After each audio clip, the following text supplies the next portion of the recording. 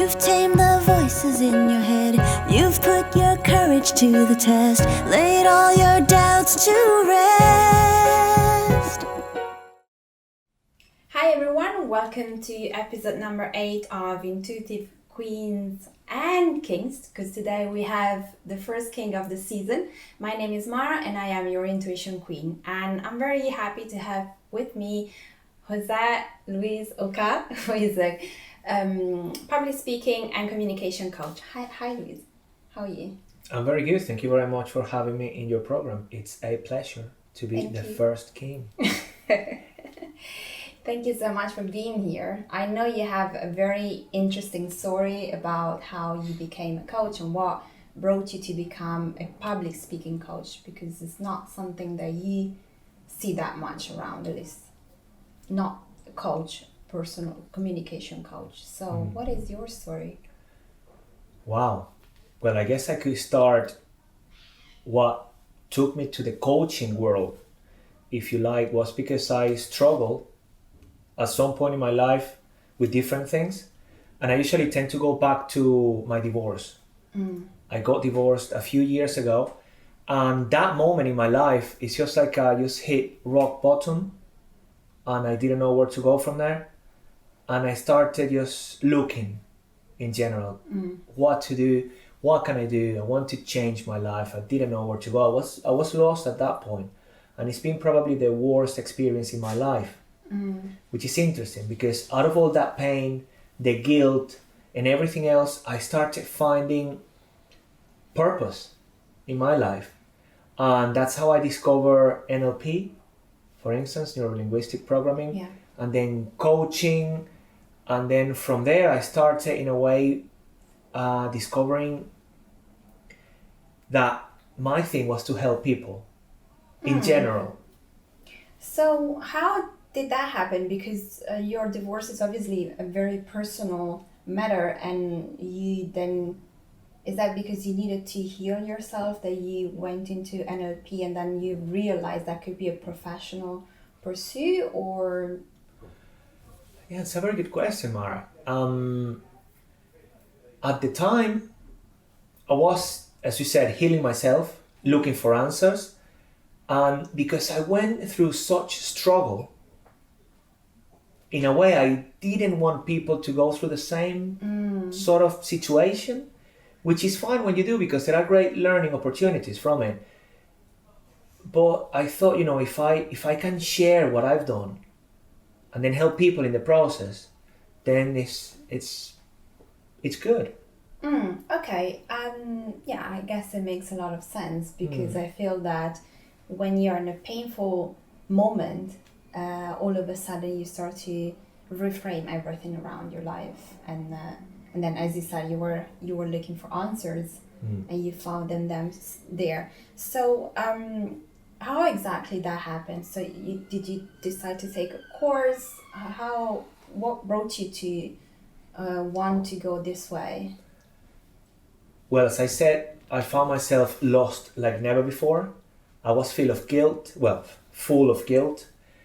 and frustration and many negative emotions. And one of the things I started doing was to ask myself, what do I want to do? What can I do? Where can I look for information? Where can I find inspiration? And it was just question after question after question. And then answers started coming from the inside and also externally.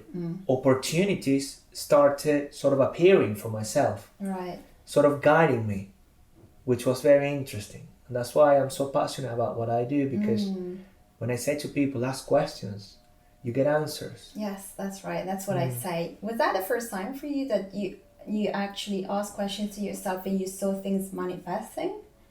No, the thing is at that deep level, the time that it had such a great impact was then. Because I did ask questions. You were more aware at that point. And I really wanted, with all my heart, I wanted answers. And maybe when I was 16 and I was making decisions about moving, leaving my country, things like that, I went through a similar process and things always manifested. The thing is, at this point, I felt like I had hurt people and that was a completely different thing. So I was initially guilt driven, Right. until I sort of, as you said, healing myself and went through the process of forgiving myself. Okay, you mentioned just now about you being from Venezuela. You're not from London. You live in London, and you got it. What can I call it? Echo, like some sort of inner voice telling you go somewhere else. What made you want to leave Venezuela? Well, Venezuela initially, I always wanted to be international. I wanted to be in an environment, speaking, about my environment, people from all over the world. I always loved it. And for some reason, I always loved English. I mean, English as a language. Yeah. I wanted to be able to speak in English, even though I'm not saying it's perfect, because not even my Spanish is, but I had that inside me. And when I first left the country, I went to Sweden. Right. So I was exchange student in Sweden, which was the best experience I've ever had in my life, by the way. Tell us about it.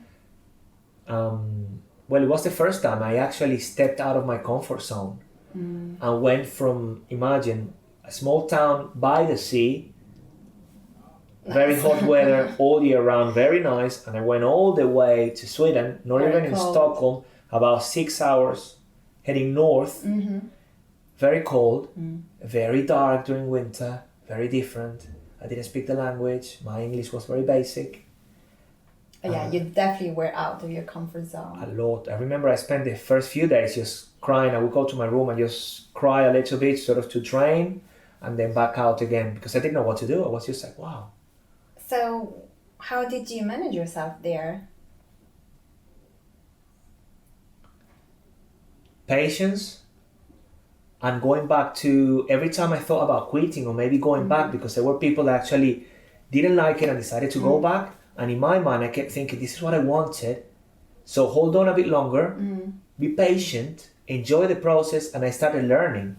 And I arrived in August. By December, I was communicating in Swedish. Wow. So, and by January, I was speaking about my country in Swedish. So I was presenting.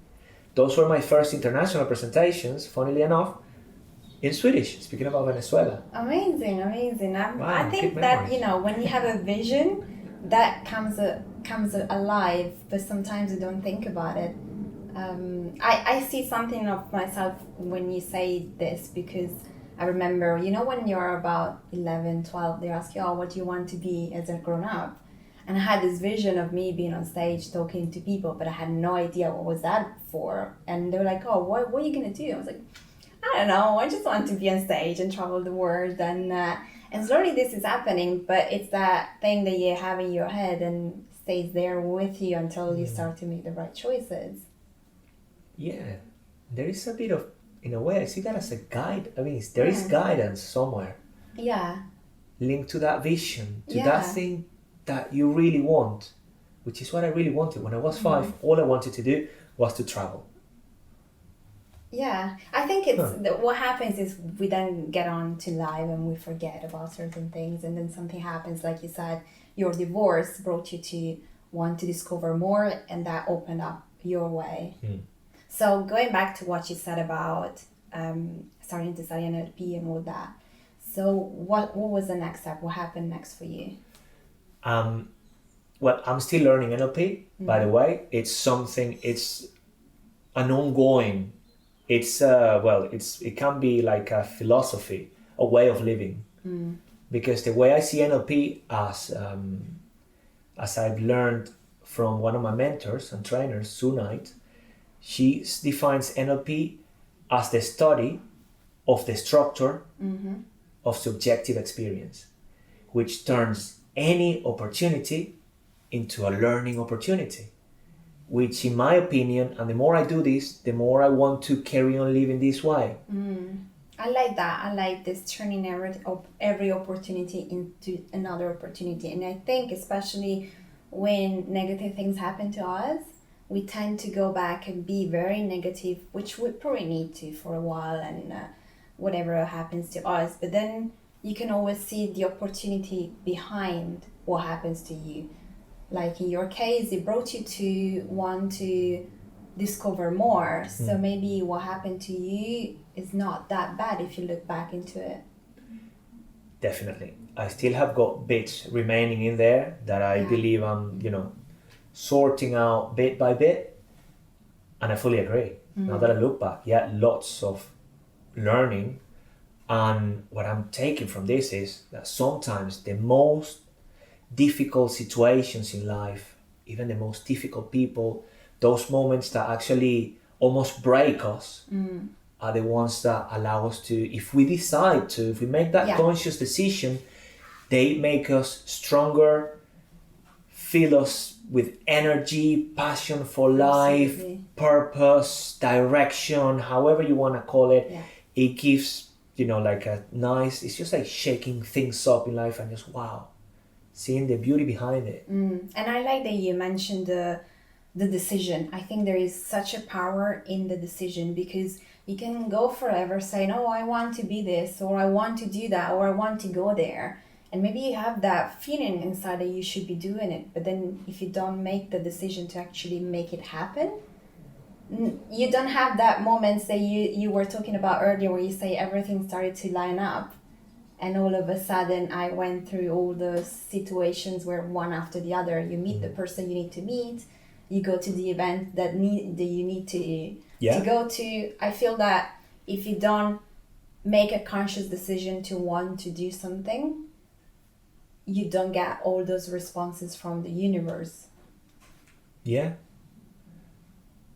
I'm just thinking exactly, because I made decisions, and in many occasions I've also decided to trust the process and that whatever is happening is the right thing. And the interesting element of it is that then I've been into places being fully open, curious, and really learning from it. Because the first time I attended one of these NLP sessions, I was, I don't know what to expect. And not knowing what to expect was the best thing I ever did. Because I agree. I've been just taking on so many different things that if I would have thought, when I'm going to go there because I want to learn this, it wouldn't have been the same. I agree. And this is one of the things that we're teaching us when I started studying coaching, the beginner's mind, which is going there, not going with your experience or what your expectations, but literally go there and be a bit like, whatever happens, happens. I might meet someone that makes sense for me in terms of business. I might meet someone that becomes a friend, or I'm just going to learn something new that I don't know. Whatever that happens, as long as you go there and you have fun, and as you said, you're curious to learn more and discover more. I like that. Yeah, I like to call that the state of not knowing, which is just like babies, really. Yeah. And that's how you can learn so much and get along with people as well. Yeah. Because think about it. When we get along well, it's fine and it's easy and we can have conversations. What about the people you don't really get along with? Exactly. So if you just go open, curious, and even, it's just that curiosity about, wow, what is it that is making that person act in a certain way? And what can I learn from the interaction with that person? Because if we find different people, they are triggering things in us. And then we can, again, going back to decisions, decide, well, it's their fault. They're doing this, they're doing that. No. How is that true about me? What can I learn from here? You see? And then all of a sudden I become, in a way, passionate about the other person, interested at a different level, in which, wow, fascinating. Yeah, I like this, because it's true. When you like a person, it's so easy to go talk and have a conversation and everything flows.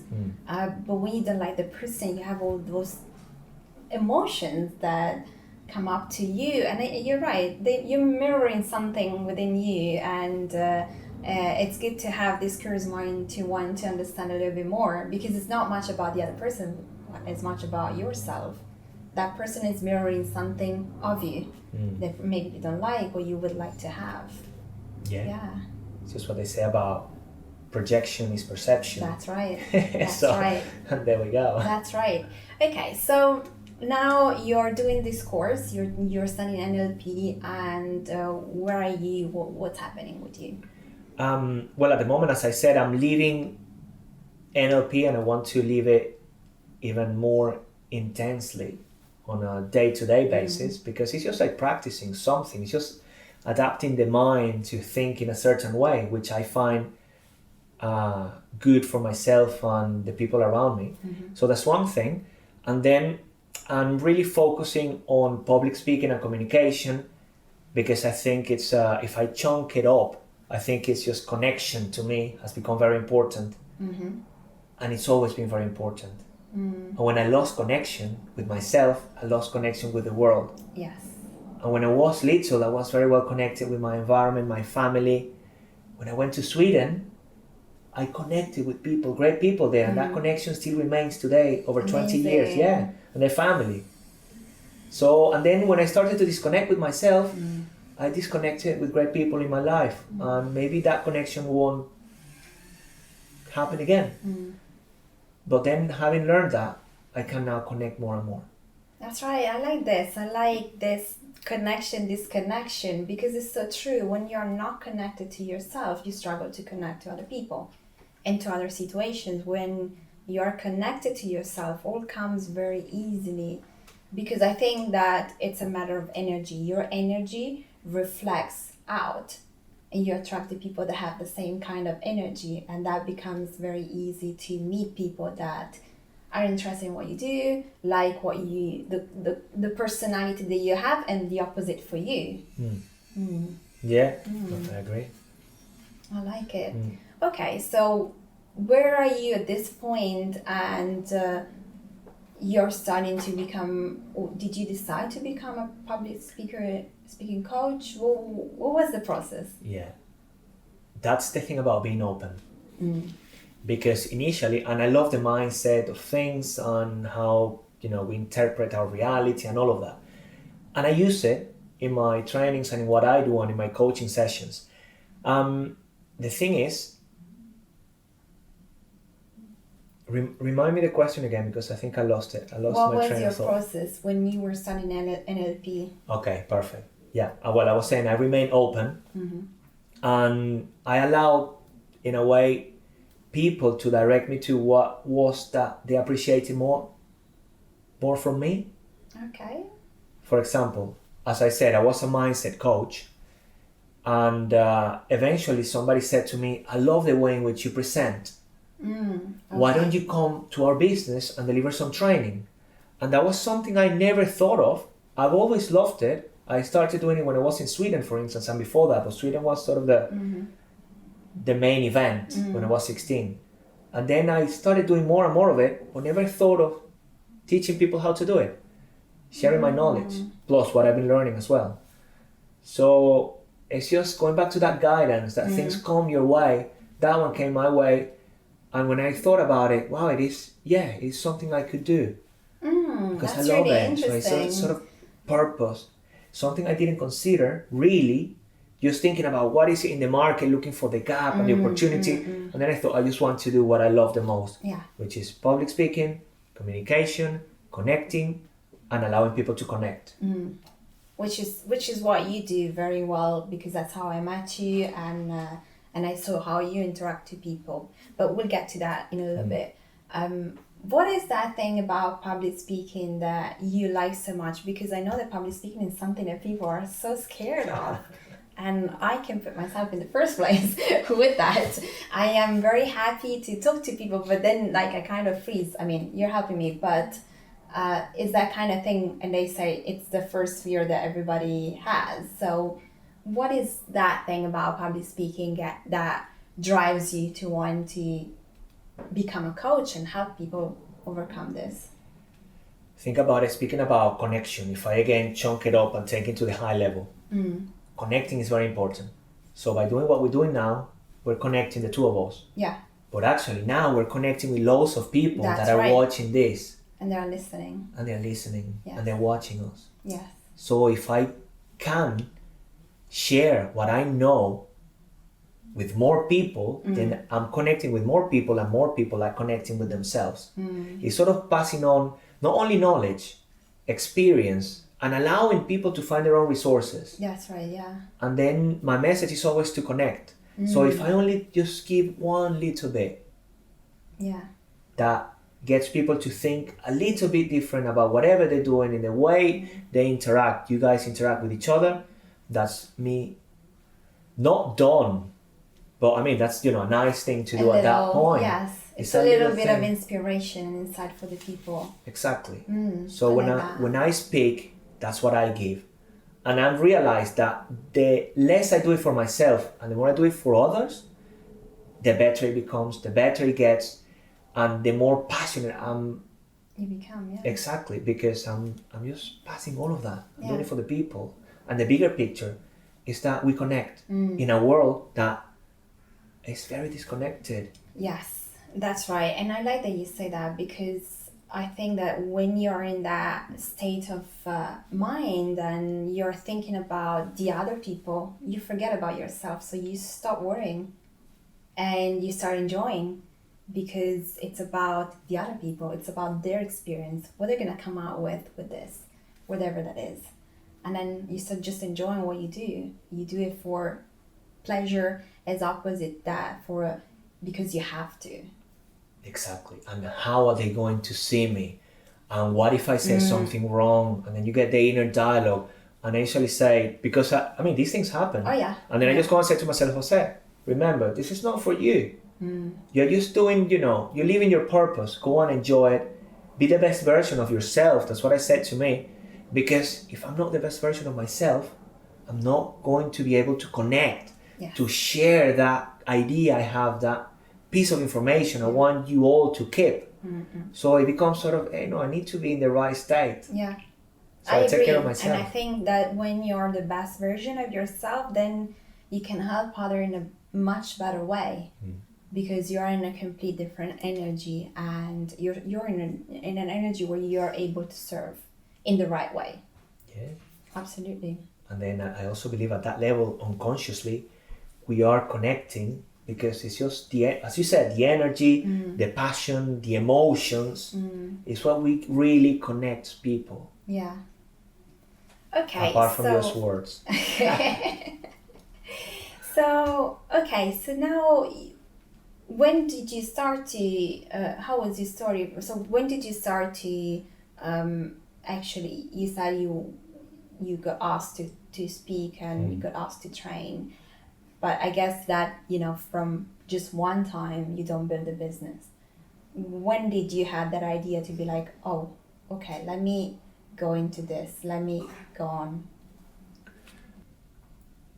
I would say that after I got invited to deliver a training at this business, a training specifically on public speaking, presentation skills as a whole. It was, by the way, a very comprehensive workshop that I delivered. I decided, well, the thing is, that wasn't a decision at that point. I all of a sudden had a vision. Wow, I mean, this is what I've done in the past. This is what I've been doing for so long, without even realizing. So that was a call. Going back to calls, that was this is what I'm supposed to do. Right. And then I started building on it and speaking more and more. And the more I speak, the more I like it, and the more I meet great people, and it's just effortless, really. I mean, I just leave home and then I go to places and I speak. Just like yesterday, I did it this morning, now I'm speaking here. Which, going back to what you said, Mara, when you are, I think you said something like this, living your purpose or in tune, connected with that energy, things come. Yeah. And they keep coming. Yeah. And, wow, some realizations I'm having as I speak. That's the beauty of, having these sort of conversations, because there's some things that I hadn't thought about consciously and they're coming out now. Yeah. I had the call and it made perfect sense. And all of a sudden I've been creating a vision that's led me to even just to the TED Talk, to the TEDx that I'm doing in November. So it's all flowing. Which is connected to the vision that you had when you were 5 years old. If we're going back there, it goes back to there. And this is what I always try to get my clients to understand. Like when I ask, what is it that you wanted to do when you were a child?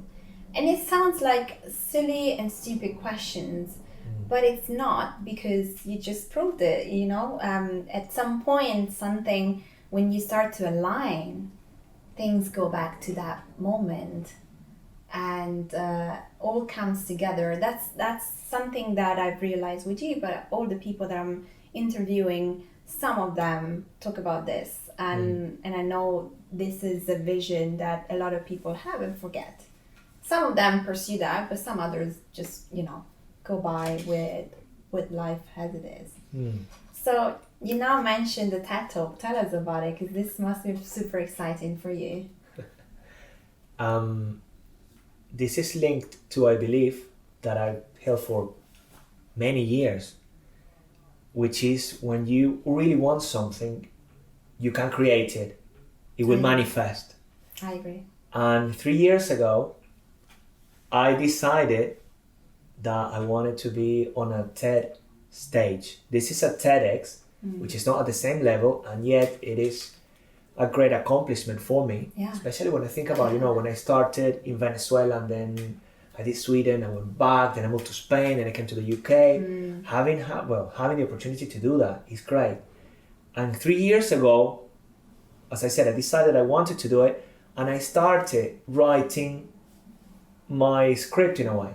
And I would call it, I didn't know what it was going to be, so I would call it my TEDx or my TED Talk. And I was thinking about it this morning, I may have written 20 different versions of it. Amazing. But I like this because you had a vision. No, that's fine. I talk about the vision board. Okay. When you put the pictures of the things that you would like to have, but with a goal below it, and when that sets you in motion in somehow, and that's what happened to you. And when is your TED Talk? In November 9th, which is a Saturday. So I'm really looking forward to that one. Yeah, I bet you are. And I really like what you said about the vision board, because I had my own version of it. I had like my goals on my, my wardrobe. And yeah, one of them was to do a TEDx. It was just there. And when you focus on that, the mind is really looking for those opportunities as well, creating the opportunities. You meet the right people. It's fantastic. I really like living this way. Yeah. Yeah, it makes sense, and it's, as I said before, effortless. Yes, absolutely. Okay, so now tell me a little bit more about what you do now. What do you do with your clients when, I know you do workshops, which is probably the easiest way and more recognizable way for people to go to a public speaking event, but then you do more than that. So how do you work with people if they want to work with you? Well, there's also the one-to-ones. So the one-to-one coaching, which it could happen nowadays via Zoom, for instance, is a tool I use a lot. That's one thing. And then I have the workshops, or I deliver training at businesses as well. And when I said public speaking is just a way to share what you carry inside. That's how I see it. That's how I share it with people. And what I really like to focus on is in the language. Right. Which comes down to communication. Because I believe in our language, when we speak, we're speaking our mind, our internal worlds. It's just my Spanish accent in there getting mixed up. So you speak in our internal worlds. And then by recognizing those patterns in the language, we can begin to create great change. Right, I like that. An example, so people can understand a bit better what I mean by this, is the trying. You remember in the workshop, the trying. Yes. It doesn't matter the language. Well, I'm assuming here. I know in Spanish, and I don't know in Italian, in Spanish and in English, we try. And we try. And we try. And we try. And then when I say we try, it becomes so heavy. And it's the way in which we're doing things. We're trying. So I usually say, do you remember? What if you do something different? What if you stop trying? What if you wanted to do something instead? You do it.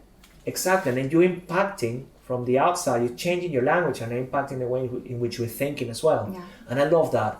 And by getting people to become aware of it, the opportunities for change become again unlimited. Yeah, I agree, and I think the try is a big thing, and we are too used to use it, and we don't realize how words actually impact our brain. because it's so true, and it's similar to when you say something to someone, that person takes it in a bad way, and then you're like, oh no, but come on, I was joking. But that's the power of the words, and you need to realize that they have a power with you. The words that you say have a power to you, not only to the people that you're talking to. True. Yeah. Exactly.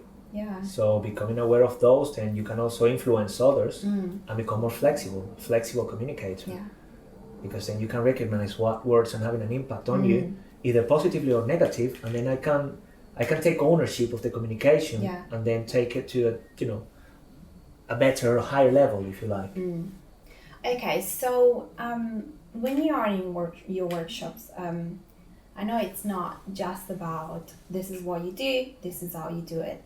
How do you find people react to your way of doing your workshop? Because they're a little bit more about discovering also the person that comes to the workshop. It's not just, A, Z, that, A, B, Z, this is what you need to do, this is how you need to stand, and this is what words you need to use or whatever. Because I know a lot of people might look for that.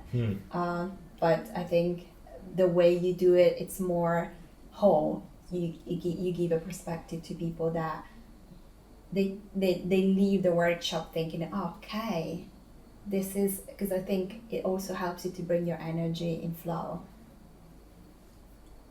I think, Mara, you answered the question. I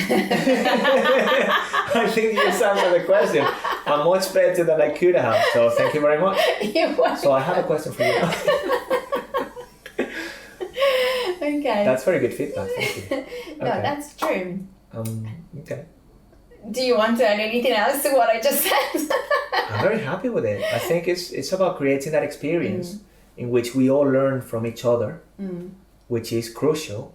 And I think in the way we've been learning for many years, because we were children and we learned by mimicking, by mirroring people, what they were doing.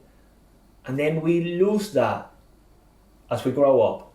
So I go back to those moments, if you like, and then really start learning from experience, just to see what is it that Mara does that I find interesting, that I would like to learn. And that's where, that's part of NLP, in which you begin to model that person. Right, yeah. Just in a way, okay, how is she doing things? And the beauty now is that we have the language, so we verbalize and we can ask questions, apart from seeing what is it that's happening with your physiology. Yeah. So Which, it's just if a you recommendation. think about it, it's what you've been doing for all along, because when you like a musician or a dancer, or you like an actor or an actress, especially for us women, we copy the makeup and the hair. So it's something that we do anyway. Exactly. And it comes so easy for us, and we never think we can do it with the communication. Perfect. That's the point. Becoming more aware. Because thank you very much for highlighting that. That's a very natural example. You do it. We do it unconsciously because it's normal. That's how we learn. So what I like to do in my workshops is just reminding people of that way of learning, and then breaking a bit structure, because we come with expectations. That's what I want to take away, and sometimes what you haven't considered is what is going to impact your life the most. What you haven't thought about is that piece of learning that you take, and you know what, that was worthwhile. That's what I needed. Instead of me just giving you, we're gonna cover 1, 2, 3, 4, 5. Yeah. Which, by the way, it's a bit more risky, because then people, was expecting something like this, and then you go, well, but I'm presenting something like this. And in the end, learnings are there. Yeah. And then it shows that it's important to be flexible. I agree. And I've had different types of feedback as well. Most of the time, long term, it's good because people find their own resources instead of me telling them. Yeah, and I think that's the way to go. We learn to find our resources. Because you have to come out with your own personality at the end of the day. You can't just be a robot and do what people tell you to do. Exactly. How are you going to be yourself? Yeah. If I'm telling you. Exactly. In a way, how to be yourself, or what you should do, which is another, pattern in language, one of those limiters that we're not going to speak about now. Okay, well, I think we heard a lot of your story, and I think your story is so amazing, so interesting. Now tell us where we can find you. If you're in London, of course, because if you're not in London, you're gonna have to come over here to see Jose. But you're also on social media, so you can have a look in his talks, and it's gonna be on TED Talk. So, tell us where to find you, how to get in touch with you, if someone wants to have a session, wants to come to your workshop, or anything that you have coming up. Thank you for the opportunity to speak a little bit about the business in that way. I have the website, which is called finding-excellence.com. That's one. Then I'm in Facebook, Instagram, LinkedIn. Either way, if you drop me a message. Which is still Finding the Excellent. Yes, you're always going to find me. So it's Finding Excellence with Jose Ucar or Finding Excellence with Jose. My name is always going to be around there. Okay. Apart from the website. The website is finding-excellence.com, and then you're going to see a video of myself, which is, similar. I still have got the beard. So I keep it. Do you also have an email address that you can leave to our I have an email, I'm happy to leave an email address. It's Jose, Jose, at finding-excellence.com. Perfect. Okay, well, Jose, thank you so much for being here today. It's been a great pleasure for me to have a chat with you and know your story a little bit more. And thank you so much, everyone, for watching and for listening to this episode of the podcast. I hope you got some inspiration from Jose and his story. And if you want to get in touch with him, his contact details, but also you will find them in the notes. You can get in touch with me in case you've missed something and you want to know more. So just go to theintuitionqueen.com or just write me an email to hello@theintuitionqueen.com. Thank you again so much, Jose. It's been a great pleasure. Thank you very much. Thank you. I'm very proud because I'm the first king in the program. And that will be remembered. Thank you very much. I guess it will, yeah. And since I've met you, I really enjoyed it, having these type of conversations, whether on camera or, normally having just a nice espresso. Yes. So thank you so much, and thank you very much to the audience as well. Thank you. Thank you, everyone. I'll see you next week. Ciao. Ciao. Your mind is clearer than before. Your heart is full and wanting more. Your future's at the door.